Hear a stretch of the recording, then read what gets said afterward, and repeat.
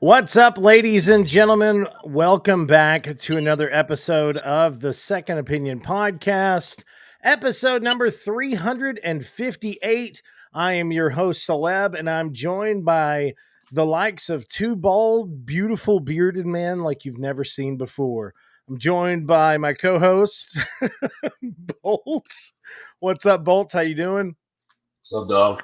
Also joined by the one and only Toaster McGee. Hello, Toaster. How are you, sir? Good. What's going on? Oh, same stuff. Back again for another episode of the podcast. We got a lot of awesome stuff to talk about today and share our opinions. It's great to have both of you here. Before we get started, I want to take a second and say thank you to all of our viewers and listeners from last week. I'm sorry about that. I was drinking coffee earlier. Bolts is like, is he having a heart attack on the stream? There's no way. So I want to give a big shout out to our viewers and listeners from last week. We had really great numbers. So thank you so much for everybody that tuned in, especially on this new format of the Second Opinion Podcast. I'm very, very happy to get it underway. If you want to join the family and get yourself a Second Opinion Podcast shirt or some of the other shirts that I have created, head on over to our page and you can find it here. This is the little Celeb Second Opinion thing. Surprisingly enough, I don't know why, but the previous version of the Second Opinion shirt sold over 35 shirts. But if you want to join in, go right ahead, get yourself a Second Opinion shirt, show us some love, and I would highly appreciate it. But with that said, we're going to go ahead and get into this show and talk about what we have been gaming. So, Toaster, we're going to start with you. What you been gaming this week, man? Mainly Diablo 4 with the Loot Reborn season. Okay. I found a melt your face murder rogue build. A dual, if you can pull it off, a dual core build in Diablo 4 is absolutely fucking bonkers. It's a dual core flurry and rapid fire build. Oh yeah.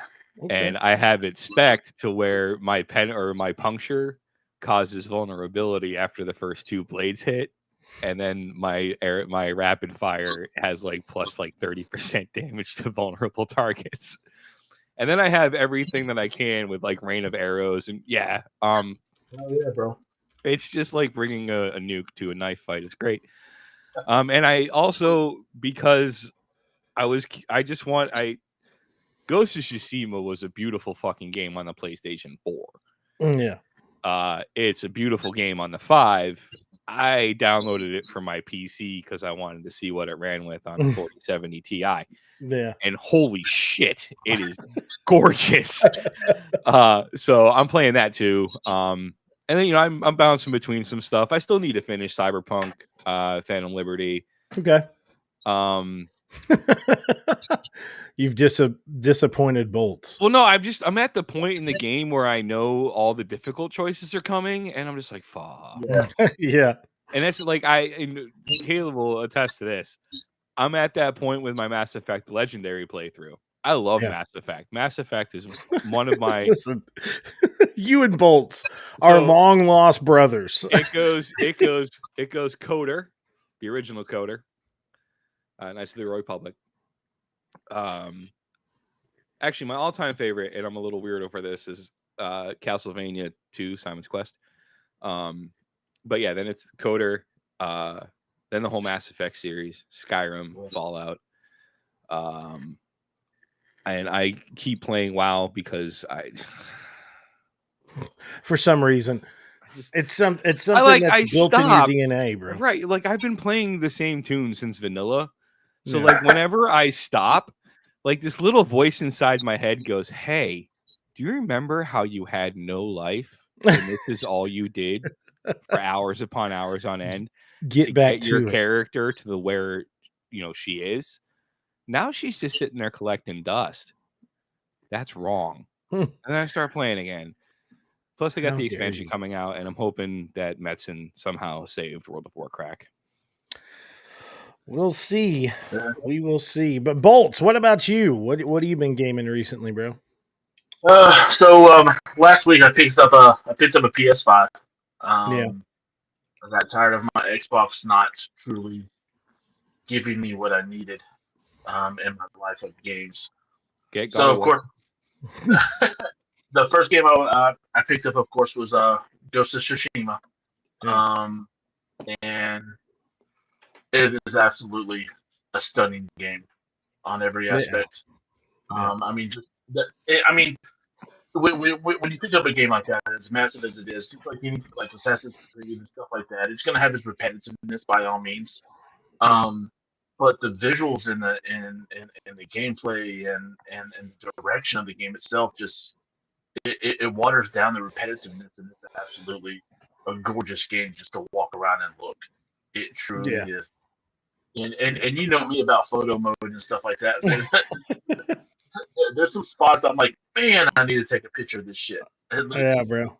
It's, I mean, the lighting effects, just everything about it is just absolutely our favorite word, phenomenal on every level. Yeah, that is our favorite word. And I mean, Bolts, you've been waiting for a game like that for some time. And I remember when Ghost of Toshima was announced, you were like, of course it's fucking exclusive. Of course it's being made by PlayStation and I don't have a PlayStation. So you've been waiting on this game for a while. Because of your excitement, I had to re-download it and I'm trying to go through. I'm at like 75% on getting my second platinum on the game, Yeah, which is the platinum for like the I guess the director's cut edition. So I got the original platinum of Ghost of Tsushima as is, but the director's cut you got to do like some Legends stuff, and then you got to do the Iki right. Island stuff. But because of you, I got back into it, and I was sitting on the couch or sitting in the chair this morning playing it, going through the main island and taking out Mongols and stuff like that. And Amar was like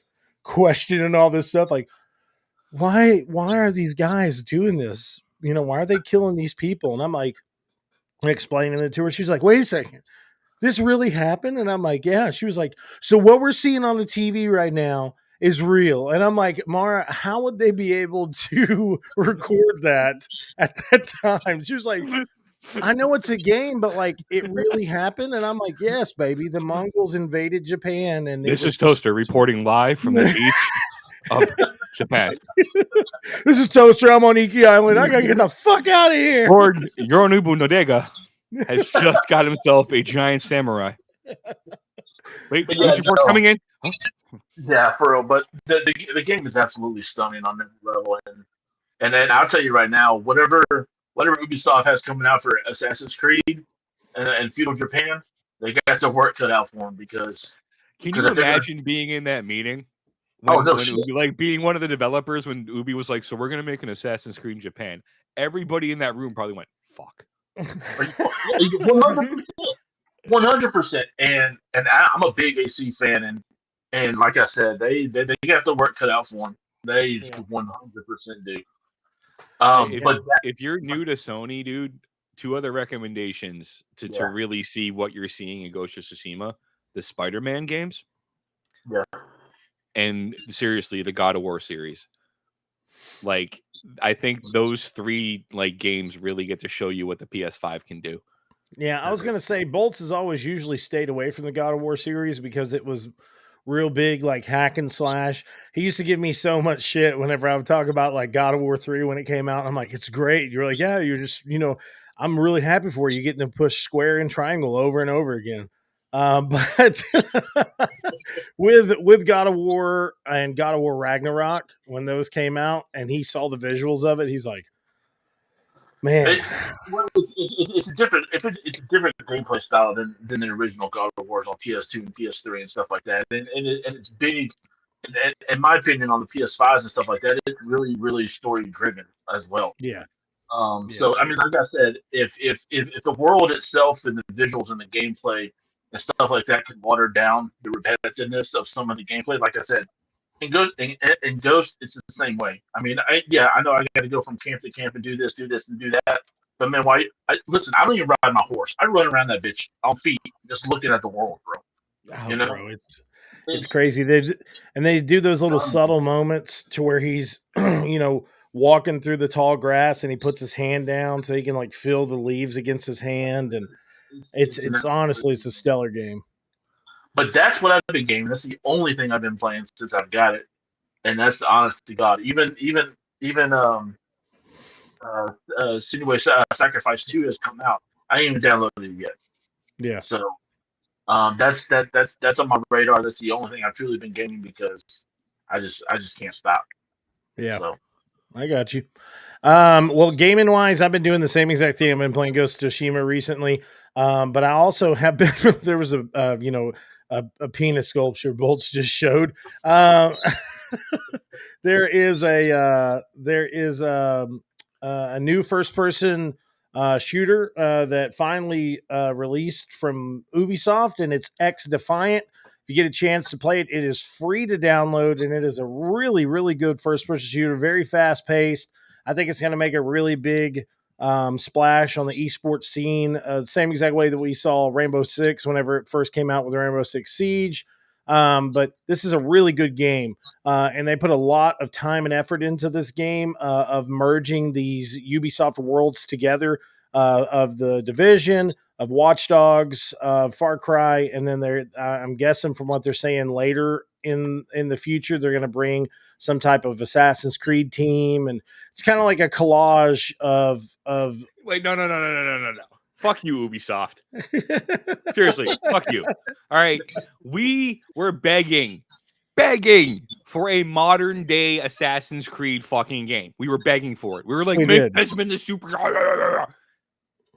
And this is this is what you get, Toaster. We're gonna give you an Assassin's Creed team, and I'm free to play game. Yeah, fuck you. What you get. But I will say, like I said, that they also have Splinter Cell in the game as well, which is fantastic to see. But it is a really, really great fast paced, like 6v6 shooter. So if you get a chance to check it out, it's free to download now. I've been playing that. Assassin's Creed pack costs $50. Haven't been playing. Yeah, right. Haven't been playing much of Helldivers recently.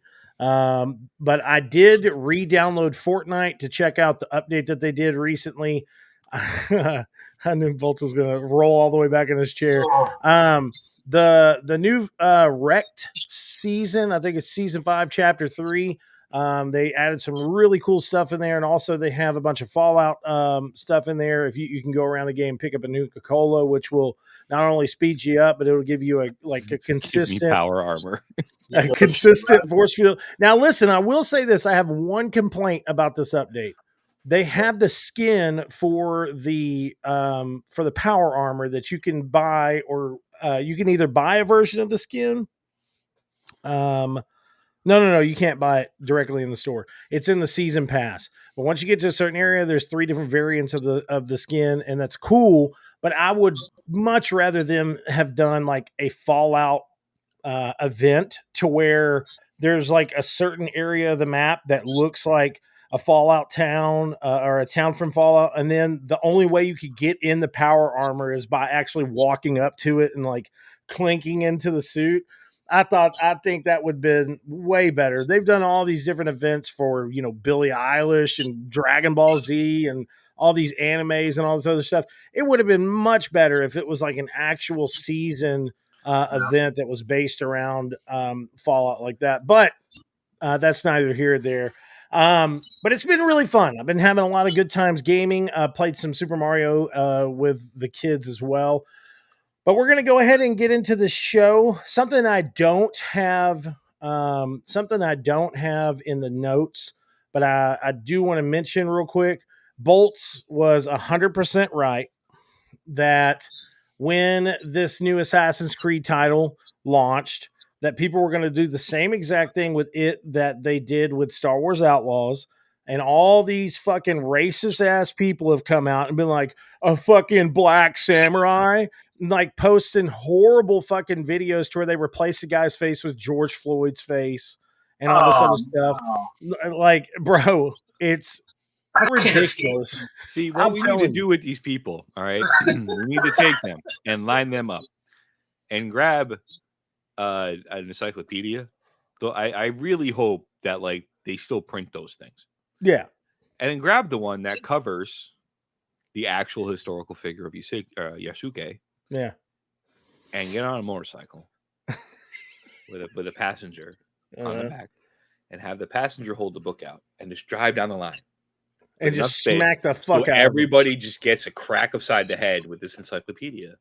Yeah. And maybe then they will realize that this dude actually fucking existed. Like, I just... It blows your mind, doesn't it? It really does. It's like there's somebody on... I'm the only reason I'm still on that dumpster fire of Twitter is because I have a few friends that are on there that I think what they say is funny. That lives of TikTok fucking jackass who decided to post something about a scene in Paper Mario, a game that came out 20 fucking years ago. And she's like, oh my God, there's a trans character in Super Mario, blah, blah, blah, blah, blah, this new Nintendo game. It's like, first of all, the game's fucking 20 years old. Yeah. Second of all, have you met Yoshi? Or what was the Yoshi, right? No, not Yoshi. Who? Birdie. Yeah. Yeah. Have you met that, that person from 2? The second Super Mario Brothers game that came out in the fucking 80s, you dumbass. Yeah. Like, I firmly believe people should pass an IQ test to have access to the internet and or the ability to realize that, like, they're making a game based on a historical period in Japan. Yeah. And this character is historically accurate. I get really heated about this. I'm sorry. Well, look, no, it's not that. Yeah. It's irritating. I just get super soapboxy because I'm just like, rah! But look, this is something that Bolts has talked about multiple times. He actually called it when Star Wars Outlaws was first showcased. We were talking about it on the show, and Bolts was like, and just wait, the game looks fucking amazing. We can't wait to play it, but just wait. Give it some time, and we're going to see all these fucking people on social media being like, you're telling me there's no other male character that could have been in the game instead of a female character? And of course, we see all these fucking things coming out talking about how, well, why isn't it a male? Also, why isn't she more pretty? Why does she look so normal? Oh, God. I'm like, what the fuck? Remember everybody freaking out over Aloy and Horizon Zero Dawn? Like, why doesn't she have makeup on? Yeah. Have you read the synopsis of the game? Yeah. Like, read this and then please re-ask your question. It's utterly ridiculous. It is. And I had to flows on her cheeks. Have you looked at your wife's face closely? I had to shine some light on that because it have just you seen just a woman irritates the fuck for out real? of me. Have you ever seen a real woman? Yeah. But anyways, moving on from that, we did get official clarification that Black Ops 6 is in the works, has been in the works for 2 years, has also been playable for almost 2 years, and that Black Ops is going to be showcased at the Xbox showcase directly after the mainline showcase. Are they going to show it at the showcase with the PlayStation disclaimer that just played? Yes, with the PlayStation disclaimer. So that's the crazy thing. So, like, okay, Black Ops, in my point of view, is definitely the kind of the groundworks for really what made Call of Duty into what it is. I don't know exactly where this Black Ops is going to be taking place. Wait, rewind. Is that like Brad Pitt's character from Once Upon a Time in Hollywood? Seriously, rewind that trailer. That dude. There? Oh shit! Wait, let me back up. It looks like him, bro. It is him. It's him. He's he doesn't just do stuntman work. He's also international spy. So, but it is official. The announcement is coming. They're right after the Xbox showcase. They're going to have the Black Ops 6 reveal showcase. And they're going to, I'm guessing, show the main trailer and so on and so forth. Here's my question about both of you guys. So it has been pretty much confirmed that Black Ops 6 will be on Game Pass day one. Do you feel that having a game like Black Ops 6 come to Game Pass day one will sell consoles? We're going to start with you, Bolts. Possibly, maybe. At this point, honestly, if you ain't got an Xbox Series S or Series X, I don't think Black Ops 6 will pursue you to get a new console. Because eventually it is going to come to PS5 if not right when it releases at some point. I don't necessarily know if it's going to sell consoles, but it will let people spend more money in the game because they don't have to drop the 70-80 bucks to buy the game themselves, especially on Xbox. So all the skins and all the battle passes and stuff like that, I think you'll see more people go in and purchase that stuff. And that's where you're going to make your bank and stuff like that. I mean, look at Fortnite. Fortnite's free as hell, but makes all the money in the world. Yeah. And if they can do that, the same thing with Call of Duty on Xbox, then you'll get the same results because people will just spend more money on that because they're like, you know what, girl math. I didn't buy this, so I can buy this. I can buy this, yeah. So I necessarily don't think it'll sell consoles.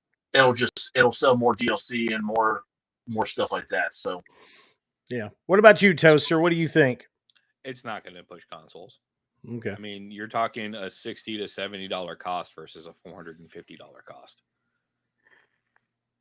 I mean, that's a no-brainer. People who have their PlayStation 5s already, they're going to get on PlayStation 5, and it's coming on. I mean, there's no delay on it. It was part of the whole court case thing. Microsoft had to be like, no, we'll give you Call of Duty. Wow. And Sony just continually shot themselves in the foot while they talked about how many IPs they actually own. So yeah, no, I mean, I think if you're a Call of Duty fan, you're going to buy the game if you have it on PS5. And just like Bolt said, if you are an Xbox, well, that's $60 or $70 they're going to get out of you in microtransactions. Yeah. And you're gonna justify it to yourself, just like you said, because you didn't buy the game. 100%. Right. I mean, yeah, that's true.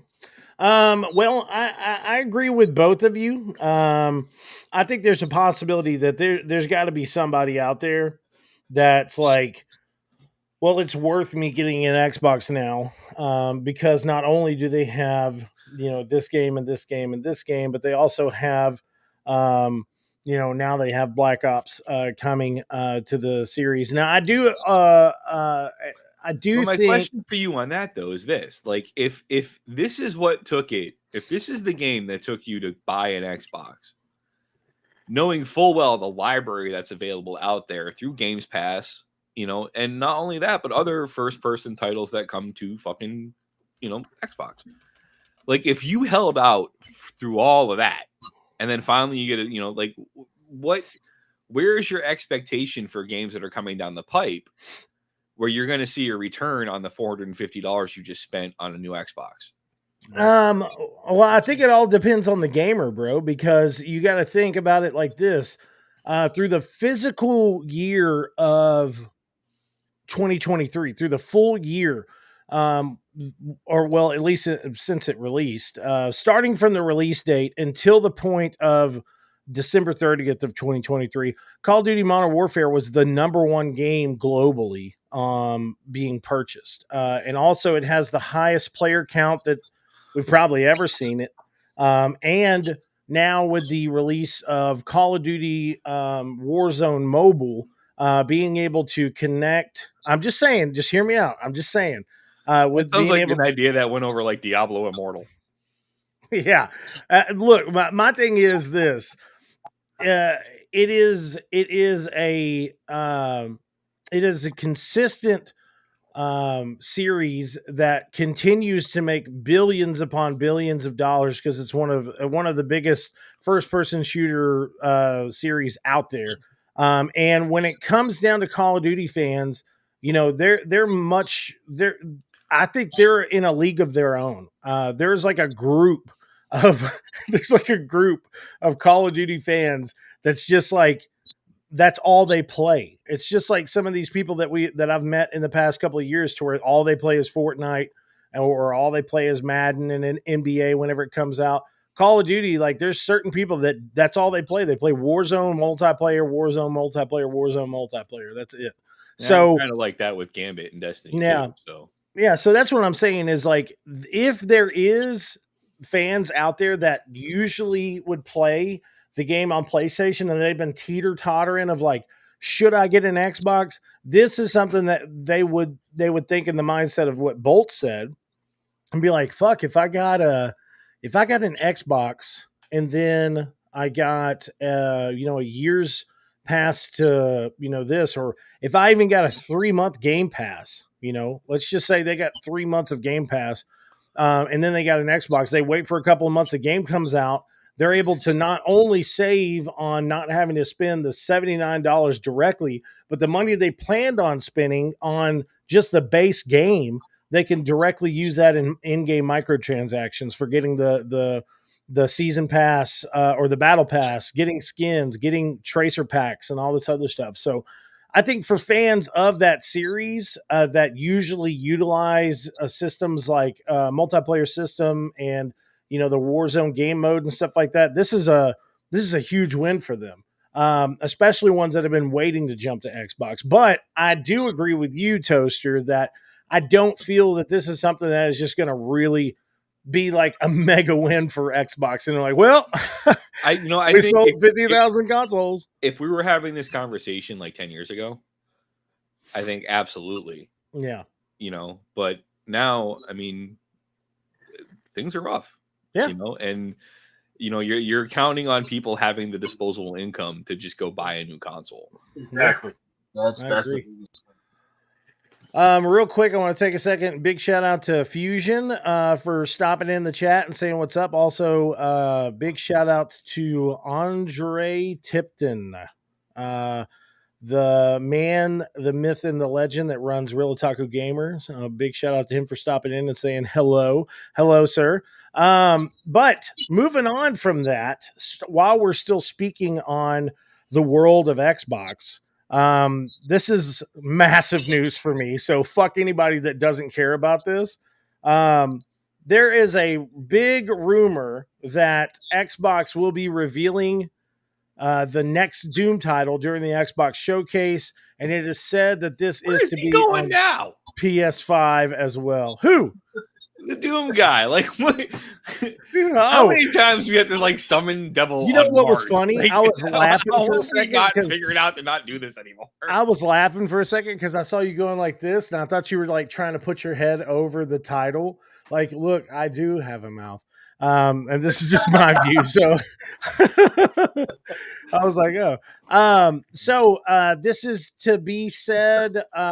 This is said to be a game that id Software has been working on for a while, and it's called Doom: The Dark Ages, and it's supposed to be set in like a medieval style thing. Maybe one of the first times that the Doom Slayer originally came about. And so we're getting Hexen. Hey, bro. I cannot tell you how many people were like, wait a second, so this is Hexen. So yes, you will have to play this now. Nice, man. But my thing is this. If there is a Doom reveal coming, you guys know me. I'm a super fucking huge Doom fan. So when I saw this originally, I was like, should I post about this? Because this might just be a rumor. I don't really want to get super over excited about it. And then I saw it get picked up, and then multiple people confirmed. They're like, oh yeah, this is for sure happening. And I'm like, I'm over here in the living room having like a conniption fit. I'm like, holy fucking shit, bro. A new Doom is coming. I can't wait. I'm very excited. The reason why is because I know Marty Stratton and Hugo Martin personally, and their excitement for the Doom series is like none I've ever seen before, especially whenever it comes down to like, really what, like, you don't really meet a lot of developers out there that you can really tell right off the bat, oh, okay, they're all in it to win it. Like, this game is their life. Sometimes Toaster, you've met him before. I've met him before. Even Bolts has met him before, to where they're like, okay, he's in. He likes this game. He likes this game series, but part of you in your mind is like, he's just trying to be a salesman.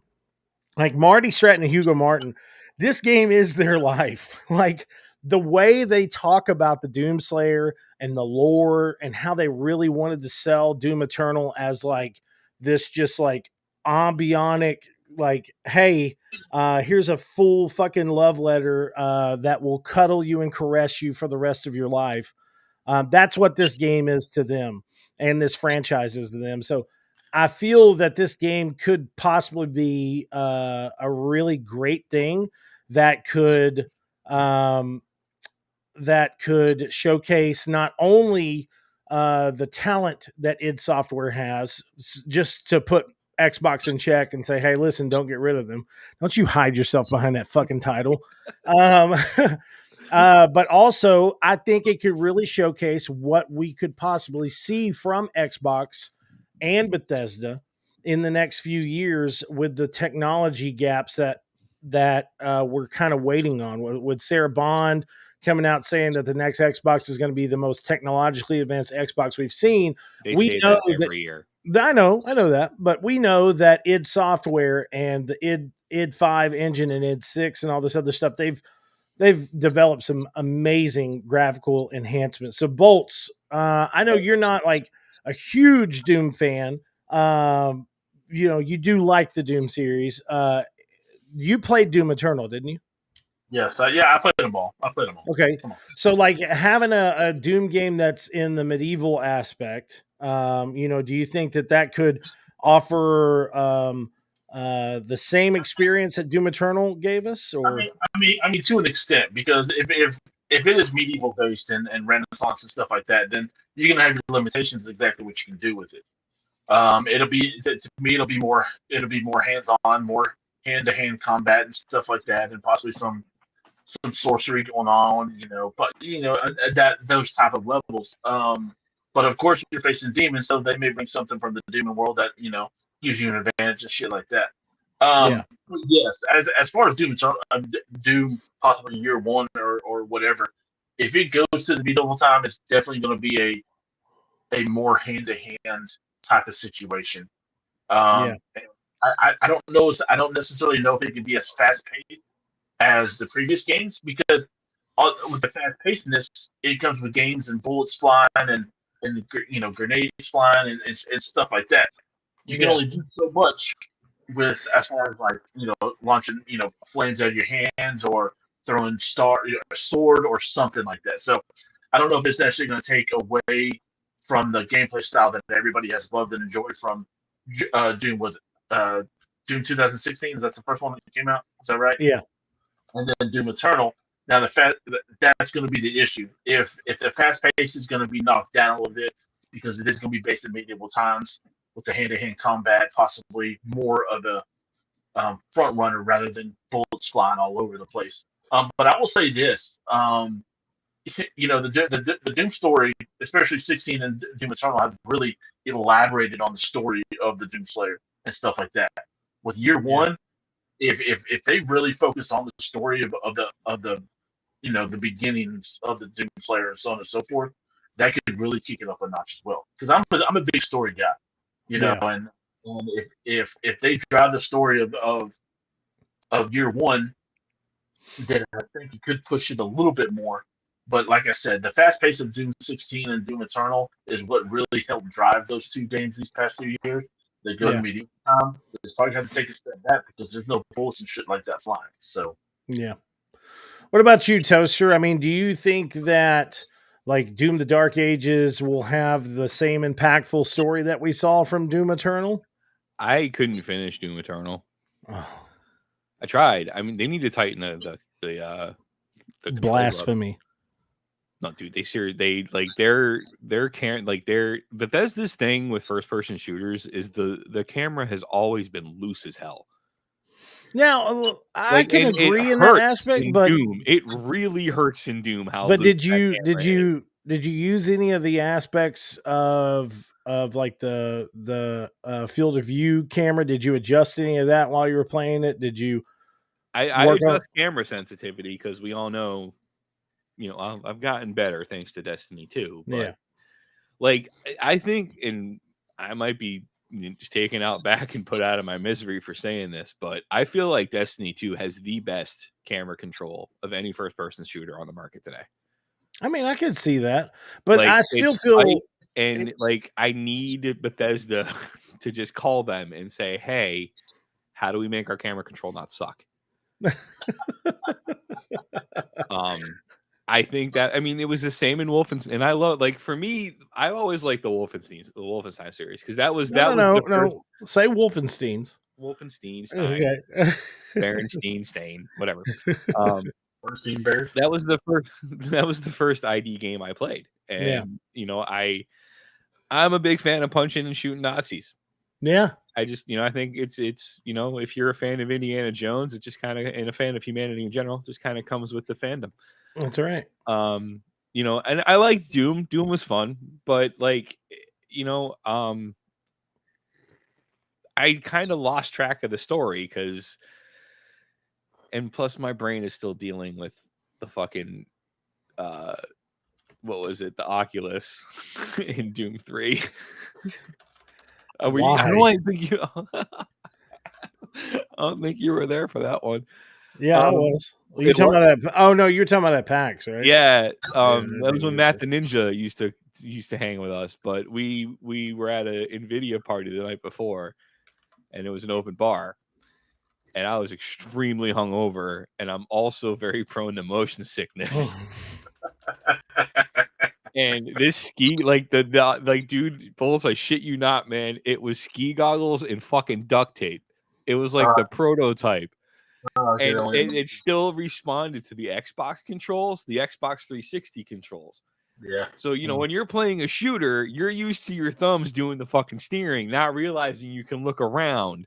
And man, like, Matt the Ninja's like tapping me on the shoulder. He's like, dude, you need to take it off. You're turning green. You're going to spray paint this cubicle. Like, it was, yeah. Okay. Jesus Christ. And ever since then, like I just kind of get, when I, but I mean, Doom's fun. Yeah.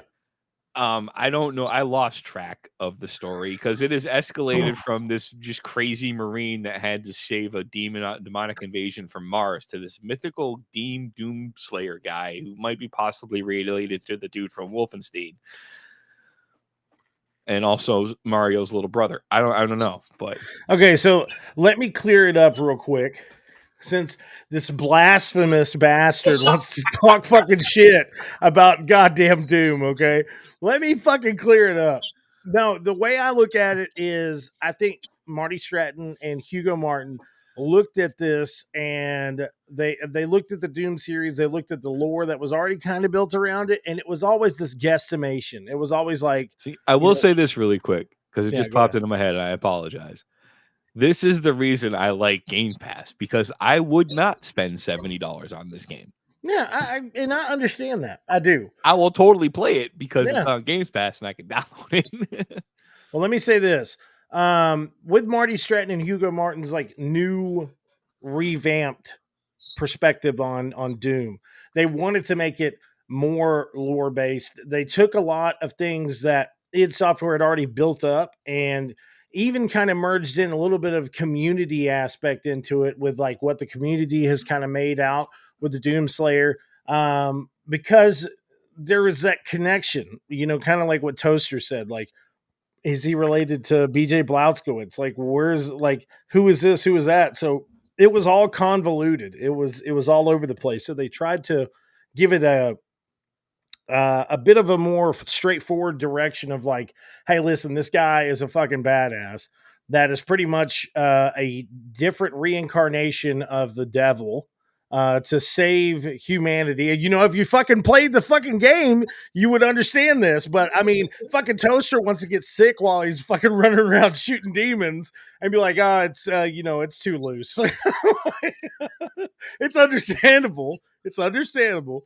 But my thing is, I just, with the story that they built up in 2016 and Doom Eternal, I think that there is a possibility that this could be even a better connection of really what id Software has wanted to push with the Doom series, of having this like crazy over the top super badass guy as the Doomslayer. And the way the last one ended, this is the perfect time to kind of pick it up and show like, well, this is where it all started. So it is something that they have been supposedly working on for quite some time. But um, back to the basis, I don't feel this game is the type of game that would sell consoles. Um, but people are going to have to start looking at Xbox in a different way, though, pretty soon. I feel, especially with all the games and all this other stuff that's continuously being announced that it's possibly coming to PlayStation and all this other stuff. People are going to have to start understanding that Xbox is a strategic company that looks out for not just their fans but the betterment of the Xbox brand. Hear me out. Listen, just I'm. How many awards did Hi-Fi Rush win? Hey, but look, hey. I talked about this for weeks, bro. I'm very upset at Xbox doing that. But what I'm getting at, would you say, Bolt? Let's go Redfall. Go Redfall. So my thing is this. Xbox is all the indie games. all the indie games. Xbox is looking at what they can do to make money for the Xbox brand. That's what they're looking at. They want to bring exclusives to their system, but there's obviously somebody up there that's like, listen, I don't care what anybody says, and a lot of people will probably disagree with me on this, but Game Pass cannot be bringing the bucks the way everyone thinks it is. Like, there's all these reports and stuff that Game Pass is bringing in all this other money, but like, if that was the case, why are all these other games not exclusive on Xbox? Why are they not 100% exclusive? If it was, then they wouldn't just say, hey, we're going to make it for PS5 as well because we like the fans. They're saying it because they're like, we're going to bring it to PS5 as well so we can make some fucking money, and that cuts across the board on everything. That cuts across the board on that cuts across the board on even Indiana Jones. Indiana Jones is going to be one of Bethesda's biggest titles to release. It's graphically looks fantastic. There's all kinds of stuff that's continuously coming from these different studios that are just like stellar fucking experiences. Holy shit. Fucking A. Quit playing around with shit. I'm trying to show fucking Indiana Jones on here. I didn't expect to almost die. Listen, it's just a watered down version of Uncharted. Move on. Now that's blasphemous. Okay. How dare you insult the best Harrison Ford impersonation I have ever heard? Hey, I know. When I heard him talk in that trailer, I was like, "There's no fucking way they got Harrison Ford to do the voice of Indy in a video. He is not that." And then I'm like, Troy Baker. I was shocked. That's the hell? That's honestly the second time that Troy Baker has voiced a character before and just left me fucking mind boggled. People don't talk about it enough, but Troy Baker's role as the Joker in Batman Arkham Origins was fucking great. I mean, he did such a good job of really embodying the craziness of fucking Joker. And now the fact that he's going to be Indiana Jones in this and sounds so similar. So here's the question. Is it that he sounds so similar? Is they did such a good job of animating Indiana Jones that your brain just automatically goes to Harrison Ford's voice? Yeah, it's probably both. Like how whenever I read a Batman comic, all I hear is Kevin Conroy. Yeah, exactly. Yeah, you can't help it. But that is something to really look into, and something. The reason why I'm stuck on this topic so much is because Machine Games is a connection of id Software. You know what I'm saying? And id Software is a connection of Bethesda. So it does make you kind of what, Toaster said in a side comment. It does kind of make you think like, Bethesda's got some really good fucking studios out there that are making some stellar ass fucking games. So what was the deciding factor of Xbox really closing Tango Gameworks? What was that thing that they were just like, all right, we're going to close them? So it does worry me because I could see this game coming out and doing kind of okay, and then the next Doom coming out, or like the Doom title being announced and stuff, and it coming out and it does good. It's got its fan base, but where is that line in the sand? To where they're gonna really be like, okay, so should we The keep these only way studios they're going open? to see the returns that they are in, I don't know. But I think making Bethesda's games exclusive to Xbox, I think is a dumb fucking move. Yeah, Like if you want to capitalize on on a studio of that caliber, barring them from one side of the marketplace is absolutely stupid. Mhm. Like, because it goes back to what we were talking about with Call of Duty. Is yeah, Indiana Jones going to be enough to make you go buy an Xbox? Especially, and then you have to look at it in today's economy. yeah, You know, that's a dumb move on their part. And it's only going to hurt those studios. And even then, it doesn't fucking matter because they released Hi-Fi Rush on PlayStation 5 and they were still like, bye, everybody. Like, Yeah. I don't know. I used to be a Microsoft fanboy, and I'm in a really difficult position to remain that way, and I honestly, yeah, yeah. I could get on a whole What were corporate. you gonna say, Bolt? I was going to say, going back to the whole Call of Duty thing, and on top of what Bethesda and Microsoft got going on, and we talk about selling consoles. At the most, if it's not selling consoles, I think it will sell subscriptions for Game Pass though. Yeah, That's that I, you know, it's still one of those because they had like I don't know. I was reading something. They had like 34 million subscribers or something like that, and so on and so forth. And you bring Call of Duty, stuff like Indiana Jones and stuff like that, exclusive to Game Pass.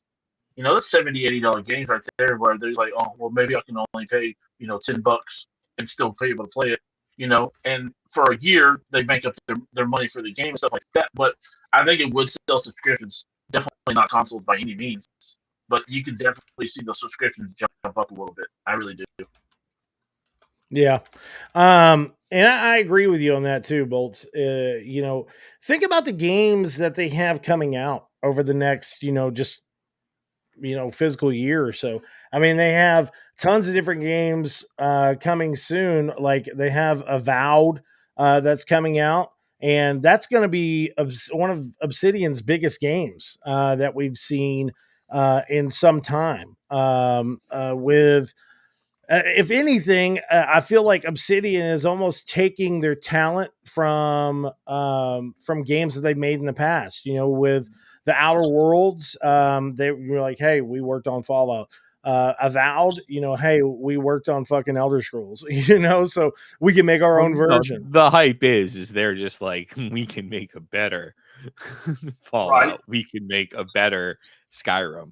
Yeah, I mean, I don't know how much stock you can place in it, but I'm still imagining there's some who are pretty still kind of burnt over the way New Vegas was handled and the whole Metacritic fiasco. yeah, yeah. Um, you know, so it'll be interesting. I think a lot of people who would go into Avowed, coming from Skyrim, are going to have to get used to the use of color. That's true, bro. That's true. It doesn't have the straight, pale palette. Like, It's very colorful. I love you guys at Bethesda, but Jesus Christ, can you please bring your engine up into, I don't know, maybe the mid 20,000s or 2000s? Like, Yeah, yeah. Just saying. I mean, even Starfield has like this muted color palette to it. It's just like, come on, Yeah. stop with crazy. Which is the main topic we were talking about. I feel like we could see some really great stuff at this Xbox showcase. And I think that there is a possibility of some really good games being hidden at this point in time and revealed during this event. But I still have my kind of reservations in my head of thinking like, man, I hope they don't fucking show these games and then we're not going to even be able to see them until 2025. So Like Dragon Age or Mass Effect 5. yeah, bro, like please just fucking hold off. If that's the case, just wait. don't reveal it and then everybody get upset because, oh well, fuck, we can't see it until in the next 2 years. Speaking of that, don't level 1313 us. Yes, please don't. Speaking of that, there is a supposed PlayStation studios is reported to hint at major PS5 showcase in early June. So the big thing about this report is that PlayStation Studio is supposedly coming with a new showcase that's supposed to be showcasing, the Astros play event.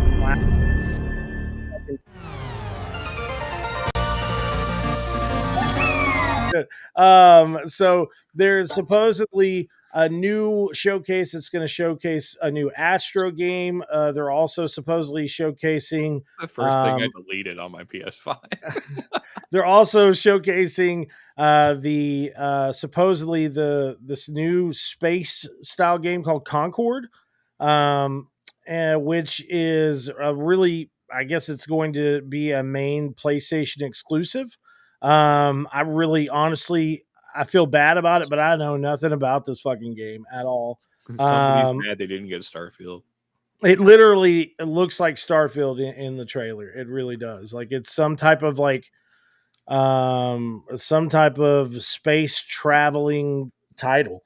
But it has been rumored for a couple of weeks now that PlayStation is coming with a showcase right before Summer Games Fest starts. Bolts, if there are any certain type of like Sony titles that are out there, is there anything that you could like in your mind think, well, maybe they're going to show this off? Honestly, off the top of my head, I don't even know because I don't even pay attention to Sony. It's hell. I'm just gonna have to catch up on shit that's already come out before I can even focus on what's coming out. So Yeah. I honestly I don't know much about Sony because like I said, I don't pay much attention to them because I never had the console until now. So now I kind of have to. Yeah. The only thing, I like my online play, but I'm not really big into it. Whatever single player games they decide to bring out, I'm all for. So bring that on. Yeah. Okay. Toaster. Toaster. I just fired the link to the trailer into the chat. This is a PvP game. PvP multiplayer first-person shooter from Firewalk Studios coming to PS5 and PC. Huh. It's got a very 80s vibe to the logo and Yeah. music choice. Yeah, it really does. Little, what was the word I'm looking for? Arcade core? Is that the music genre? Yeah. That's definitely not what I expected. It's very intense. At all. Still looks like Starfield. It's so look at this. I mean, look at this. Like it looks somewhere just like a developer Starfield. listening to this podcast is like, Toaster's an asshole. Yeah. Everything looks like Starfield to that uncultured ass dick. Fuck him. Yeah, it definitely looks like Starfield. Where's that fucking link? I don't know, man. Like, I think Sony needs to figure out a big move. And I hate to say it because I really do not like the fact that these massive companies are now buying big studios either. Like, as much as me, a fan of Disney buying Star Wars and Marvel is, I also have to come to the realization that now all Disney needs to do is buy Hasbro, and then they'll own my entire fucking childhood. Yeah, that's true, bro. And it's the same with these studios. Like, it sucks that Sony fucked themselves in the attempt to stop the Activision Blizzard merger. Like, said it time and time again. The minute they started talking about Spider-Man, they lost that fucking case. Yeah. And another thing too, this deal that Xbox made with Sony, it wasn't just like some deal to where they're like, oh yeah, we're going to bring everything from Xbox to PlayStation. At first, the deal was, okay, you can have Call of Duty for the next 10 years. But we reserve the right to make any game that is under the Xbox umbrella outside of Call of Duty, make it completely exclusive to the Xbox. Like that's something that I think a lot of people don't realize is that yes, there's all this talk about these games coming to PlayStation from Xbox, but there's also a contract that states that at any point in time Xbox can say, "Nah, we're not going to bring it to PlayStation." I mean, I liked the PS4. Like it kind of I was a Microsoft fanboy during a 360. The PlayStation 3 I just felt like just came with this whole elitist fucking oh, look at me. It came with layer, okay? It came with layer. Yeah. Like you could relate to. I've told you before not to bring that fucking game up, Bolts. Okay. Oh shit. Use the 6-axis to make your rubber ducky go around the fucking bathtub. You remember that shit? Jesus Christ. Fat Princess. Oh my god, bro. I would love to see Sony like buy Rocksteady. Yeah, that would be get awesome. them out of fucking Warner Brothers because Warner Brothers does not know what the fuck they're doing. And then go like, hey, a new Arkham game's coming from Rocksteady. Yes, it's PlayStation exclusive. Look at this shit, bro. Like, this was this is an ad, of course, but this was a real fucking thing. I'm sorry, but like, I can't get over the fact, I don't even have it fucking showing, bitch. No, we're just looking at Eddie Murphy's smiling face in the upper right hand corner. Look at this shit. This is a real thing, all right? This was a real fucking demo for the PS3 6-axis controller that launched. Like they did a fucking game that was relative around it. Like this is their showcase. Astro? But listen, Astro's Playroom. Hey, listen, Astro's Playroom is different. It was they made a game showing off the capabilities where you use the controller to do shit, to show off the capabilities of the controller. Hey, let me ask this, Toaster. As a closed you get shell battleships. Come on. As a closed shell PlayStation fanboy. Okay. How much time did you put in the Astro's Playroom? I deleted it the first Exactly.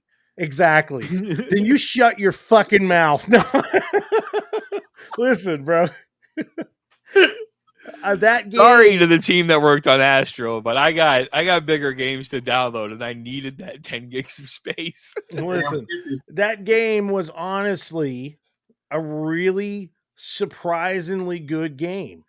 It really was. I was shocked by it. Not only was it cool to see the capabilities of the system, of course, but like it was really cool to see the call outs that they had and the shout outs that they gave to a bunch of different like series, like all these PlayStation exclusives. It was fun. I mean, especially if you have kids, like hand the kid the controller. Oh my god, bro! I mean, there you have PlayStation 5's version of Super Mario Brothers. Yeah. Well, I was pissed. For some reason, I really got into the game, and I was like, I was like, fuck it, this will be an easy platinum. I'm going to play this game.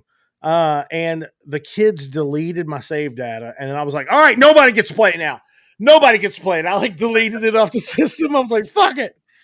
But I had to also give shout outs to Bolts. I had to show the Lair trailer.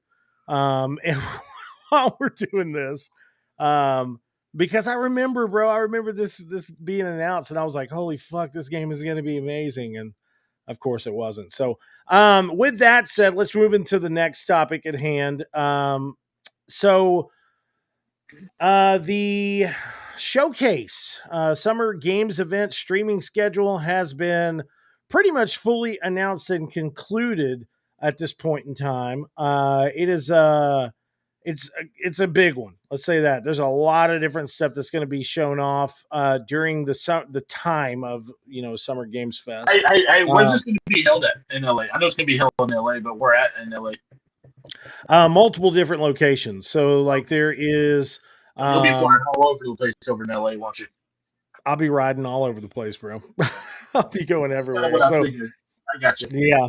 Yeah. They have So they have a lot of different stuff that's been announced around the time. So they got June 6th. There's Gorilla Collective, which is going to show off some indie titles. They have the Accessibility Showcase that's happening June 7th.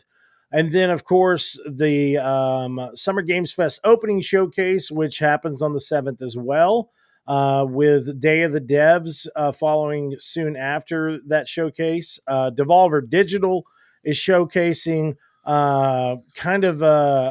it's going to be weird. It's like it's the 15th anniversary or 15th birthday of Volvi's. Which are Volvi's 15th birthday is, I guess, is a character it's a character from Devolver Digital, one of their games.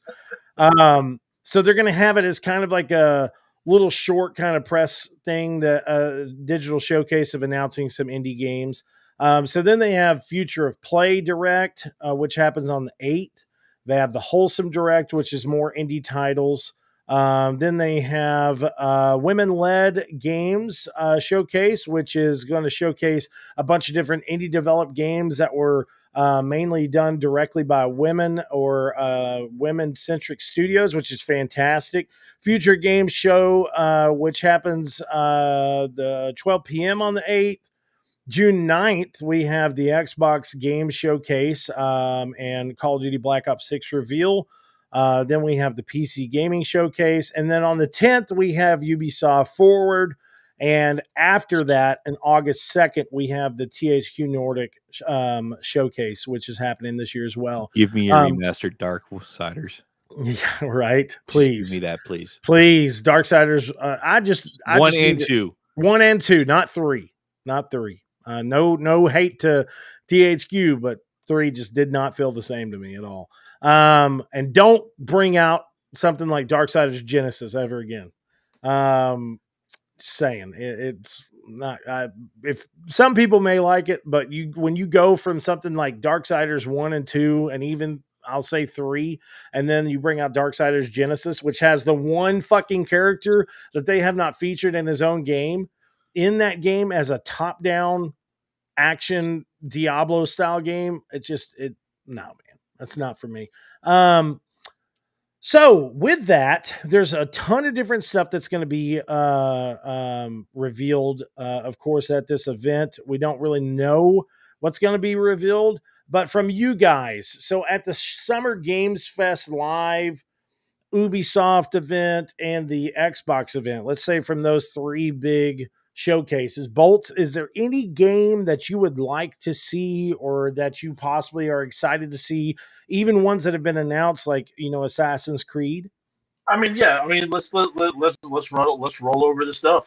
Dragon Age, Mass Effect, Fable. I can name a list of stuff that I want to see that I won't get to play until many moons down the road. I mean, like I said, there hasn't been anything that has struck my eye that I'm just like, ooh, a piece of candy. Yeah. There's nothing out there right now. It's I will say this: I was excited about Assassin's Creed. Then I started playing Ghost. So it's just like, oh, okay, it's coming out now. So honestly, there's nothing out there that I'm really, really excited to see. I mean, maybe they show some stuff off for NCAA 25. I'd be okay with that. Yeah. Let me see a little bit more of that. I'm a big sports guy, and let me tell you something. This game's gonna sell off the freaking bricks, bro. Oh yeah, bro. It's gonna be unbelievable. Yeah. So I mean, maybe something more, gameplay style of NCAA 25, stuff like that. They talk about it's going to have a faster gameplay than Madden, show comparisons or whatever. But of course, we all want to see what is in development as far as Mass Effect, as far as possibly Dragon Age, and so on and so forth. Maybe a little bit, another teaser of either Fable or something like that. That probably won't be released for another 4 or 5 years. But who knows? It's just there's nothing out there that really has caught my eye that I'm just like, I can't wait to see what this is offering, because there's really nothing out there right now. Yeah.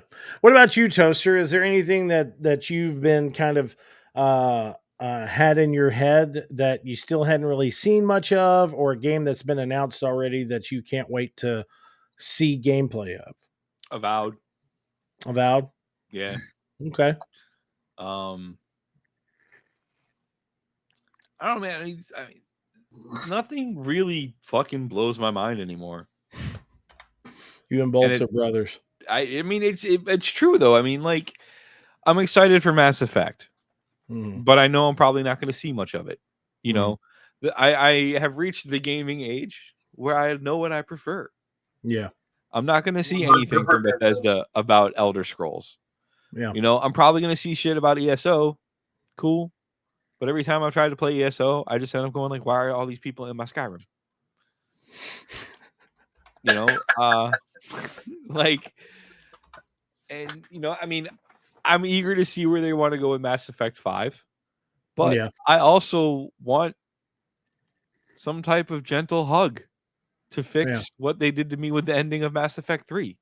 Yeah. Like, you know, and that's not going to happen. Like, they've already said that Mass Effect 5 isn't going to involve Shepard. And I'm like, why? Like, I'm literally at the point where I'm like, I don't care how you justify he's still alive. Just make a fucking Shepard game. Right. Like, give me my Shepard back.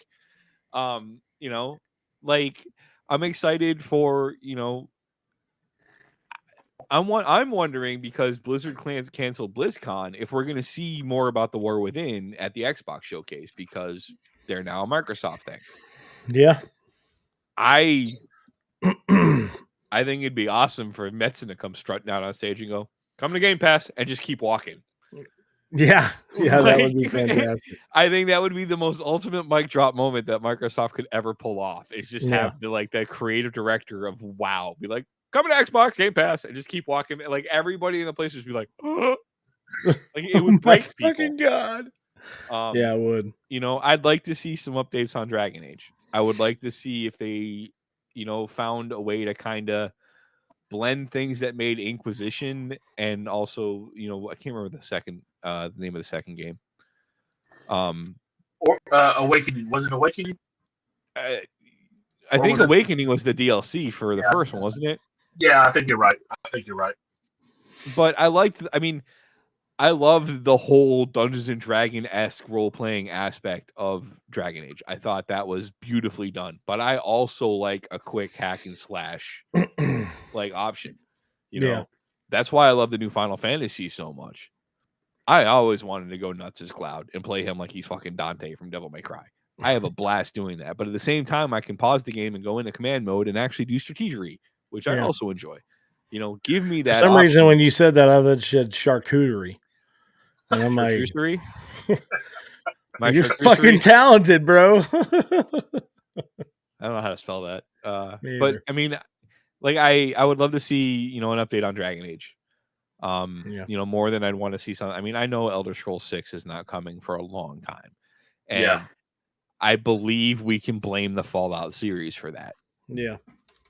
And I don't care. I mean, Fallout's a great series, and if the Fallout series on TV is like making fucking Todd Howard and his crew go, shit, we need to get a Fallout game out, then all means, give me Fallout 5, just don't rush it. And take out the settlement building. Get the fuck rid of that. I don't want to have to care about other people in my Fallout playthrough. Yeah. The settlement aspect of the game is my wife loves it. She absolutely loves the settlement building. Listen, I give props to people who want to get in there and just build their settlements like something serious. I give them props, but that ain't my cup of tea either, bro. Oh no, we're like we have the perfect like you know co-op playing game relationship in those survival type games, like for Valheim and like Enshrouded, because I will just go find stuff to murder.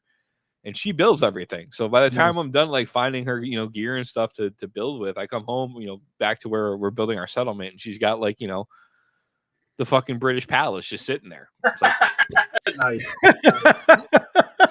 Like, what the fuck? Like, look, I put 2-door windows, and I'm just like, I'm like sitting there, like holding the head of whatever zombie I killed. I got you this. Yeah. You know. Yeah. Like I didn't have it fun in Valheim until I turned on the cheats and turned on God mode. And then I'm just like, I'm going to get you whatever you need, you know? And then Enshrouded, that's a great game. I forgot I'd been playing. I didn't mention I've been playing that, but that's a lot of fun.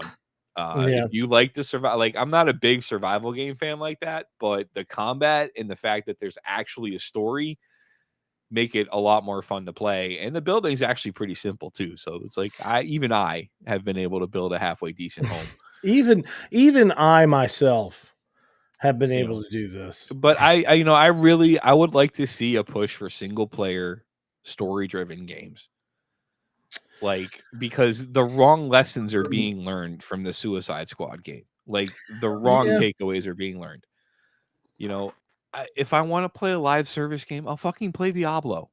Yeah. Or I'll go play Lost Epoch on Steam, or don't try to market it as a story driven game when it's not. Yeah. And that's like, I really feel bad for the folks at Rock Studio, because I feel like they made a game they didn't want to make. I feel, and I really hate that the last memories of Kevin Conroy's Batman are this fucking game, and like maybe like 5 minutes in the upcoming Crisis on Infinite Earths Part 3. Yeah. Well, I will tell you guys that there is actually a few good little chunks of things that I hope are showcased during this event because let me tell you something. Some of them are really big games that I haven't heard really anything about. First off, I want to say that one game is actually an indie game that I had heard of last I can't remember when, last year or something like that.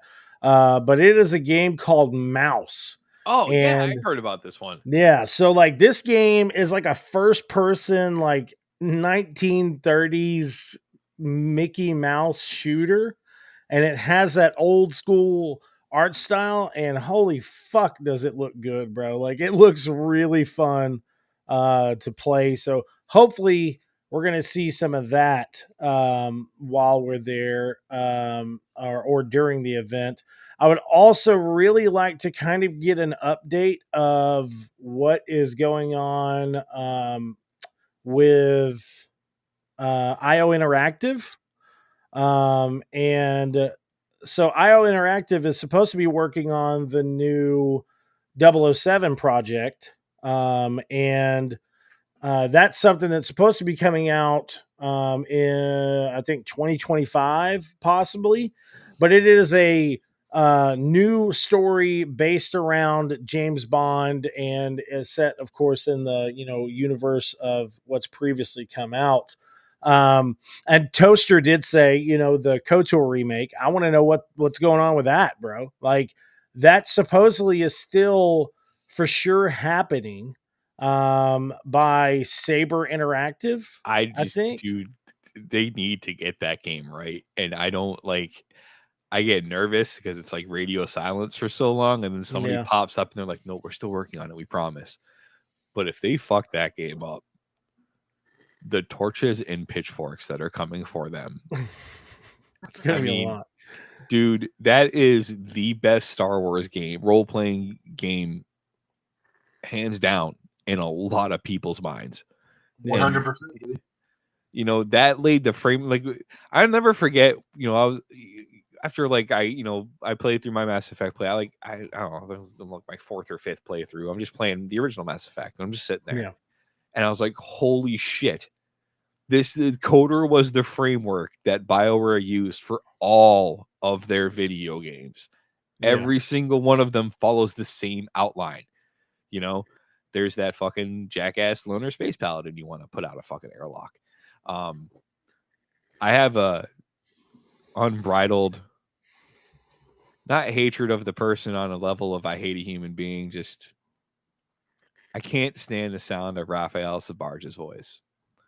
Because is that the guy that played all because of Carthonassi? Yeah. I just when the first time I heard Caden talk in Mass, I was like, oh, you're dying as soon as I get the chance. I'm leaving you on a planet. I'm kicking you out of space. I don't care if it's a renting. I am putting you out an airlock. You are not. I'm never using you for anything. I just. Karth looks like he wants to talk to me. What do you want? You fucking whiny space paladin. Yeah. Let my family marry. Shut up. Sorry. Well, that's okay. I mean, you're a talented dude. I just hate. I should be angry at whoever wrote the character's voice. Yeah. What's wrong with you, you fuck? I'm So KOTOR remake, we know for sure is still being developed by Saber Interactive, and that's after they left the Embracer Group. So that could possibly pop up. One game that a lot of people aren't really talking a ton about since its reveal is Marvel 1943 Rise of Hydra. That's being done by Skydance, and that game looks fucking amazing. You know what it is? Like, they show these trailers and they're not coming out for so long that you're just like, well, I'll pay attention to that when it fucking actually has a launch date. Yeah, bro. Like 100%. This game, if the gameplay is as good as this graphical introduction trailer that they had, I will fucking lose my shit because it looks really, really good. And I think it could be one of those games that is like, has fans saying, finally, it's a fucking Marvel game that's not an exclusive, that is a story-driven game, that, doesn't have you playing, multiple characters at one time or this or that. Like, it looks like a story-driven title that tells a section of the Marvel history that we haven't really been able to see. So I think this game is going to be really good. And I would probably say my last game that I think cameo. That would be nice. But one game that I think would just fucking blow my mind and have me jumping, hooping, and hollering is Judas, which is being done by Ghost Story Games, formerly known as. Is that Ken Levine's company? Yes, it is. Yes. So I think that this game has a really big opportunity to be the next BioShock that's done by the original Irrational Games, studio. Now 2K has talked about continuing the BioShock series, or bringing out a new BioShock game, but this fucking game looks sick as fuck. I mean, it looks really good, and it gives me a ton of BioShock vibes. Kind of right out the gate. But I would lose it. I would fucking lose it if they showcase this and gave us some type of actual release window outside of just saying, oh, well, it's coming in 2025 or whatever, because the game just looks fucking fantastic. It's very futuristic, BioShock-ish type shit that's going on in this trailer. It just looks unbelievable. Doesn't 2K have the release of the remake of System Shock releasing, or did that already come out? It just came out, actually. Yeah, it just came out. So, and that's the thing about the System Shock remake is that I wouldn't even say it's a. Because most of the times now, just for clarification, most of the times now they say, oh, well, it's a remake of this, like with Doom Eternal. That was a full relaunch remake. With System Shock, it is the original game. And yes, it has better graphics and all this other stuff, but it doesn't really tell a story that we haven't already come to know over the years. It's just a remaster. Do what? Just a remaster for the most part. Yeah, exactly. It's just a remaster. So I feel that there is a big possibility that this game that Ken Levine and them are working on with Judas, I really feel like this game could be something unbelievably special. One of those games that does shock and awe us, kind of like BioShock did. When we all remember when BioShock first came out, we were just like head over fucking hills. That's all everybody could fucking talk about. And if this game has any type of effect like BioShock did, I feel like this is going to be a game for the years, something that everyone is going to be talking about for quite some time. Well, So BioShock relied on a point that Bolts made earlier. BioShock's writing was fucking amazing. it was very, very good. Awesome. Yeah. It had you hooked from the get-go. Yeah. You know, and It then did. that twist at the end, like, and even Right. you know, the second one and Infinite, you know, while not as solid, the writing was still pretty decent. Yeah, it was. You know, and Yes. I mean, you can make any type of variation on the first-person shooter with secondary power genre you want. You know, Yeah. if you like, and I mean, it's going to be the same thing with the Captain America or the, you know, the Marvel. Marvel Knight or whatever. Whatever the title of that Captain America game is. Marvel 1943. Marvel 1943. Okay. You know, that's going to like, you're going to have the same standard setup of X, Y, right bumper, Y to use the shield. Like, it's going to be repetitive button pressing. I guarantee it. You know, you're focusing on a melee game. But again, the writing's going to come into play. And, you know, I think Judas has a big thing going for it with who is behind it, you know, and, you know, you could say he makes an intellectual shooter, you know, because it's not just point your gun and shoot and just murder down mows of enemies. There's story to uncover. There's lore. There's mystery. There's, you know, mind fuckery afoot. Yeah. So, yeah. I agree 100%. Well, I hate to, wrap this show up, but I feel that this is a perfect stopping point for this episode of the Second Opinion podcast. I do want to give a big shout out to anybody that was watching this live and anybody that is either watching this or listening to this podcast. Thank you so much for your love and support. Shout outs to Bolts and, of course, Toaster as well for being here on this show. I love you guys very much. As always, being so supportive. Anytime I just need a podcast, you're like, let's do it. Bolts, so many times on my podcast tomorrow, he's like, duh, bitch, like what fucking time? I text him about this. I was like, hey, so if we do this live and stuff, can you use your phone? He's like, yeah. Duh. Balls and penis. I do also want to say a really big shout out to all the publishers and development studios out there that are giving us the opportunity to go and cover these games at Summer Game Fest in the coming 2 weeks or so. I'm excited to be there and excited to represent Second Opinion and Cinelinks. But please do me a favor and comment, like, and subscribe. Check us out on cinelinks.com. And please follow both of these amazing bald, beautiful men on their social medias. I don't know if Bolts even has Twitter anymore, but he's got TikTok, I think. Is that right? Yeah, that sounds good. Okay. Yeah. Anyways, I love you guys, and I'll talk to you